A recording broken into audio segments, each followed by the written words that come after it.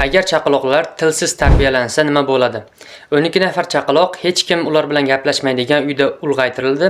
Bu ish ortida turgan imperator bitta savolga javob topmoqchi edi. Biz til bilan tug'ilamizmi yoki yo'qmi? Akbar 1500-yillarning oxirida Boburiylar imperiyasini boshqargan, ammo u shunchaki imperator emas edi. U inson tabiatiga oid tub savollarga berilib ketgan edi va bir savol uni tinch qo'ymasdi. Hammamiz tug'ma biladigan ilohiy til bormi? Shu savolga javob topish uchun u tajriba o'tkazdi. Akbar 12 nafar chaqaloqni chekka hududdagi gung mahal, ya'ni sukunat uyiga joylashtirdi. Soqov enagalar bu bolalarni boqishi, parvarish qilishi mumkin edi, ammo ular bilan gaplashish qat'iyan taqiqlangan edi. 4 yil o'tgach imperator qaytib keldi. U ko'rgan manzara uning savoliga javob berdi. Ammo u yerda til eshitilmadi. Faqat tovushlar bor edi.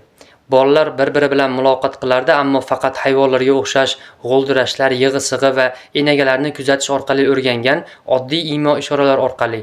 Tajriba savoliga javob berdi, ammo juda og'ir narx evaziga. U shuni tushundi: biz til bilan tug'ilmaymiz, tilni o'rganamiz. Ammo ular hech qachon tilni o'rganmagani uchun bu bolalar haqiqiy tilni rivojlantira olmadilar va umr bo'yi soqov bo'lib o'tishdi.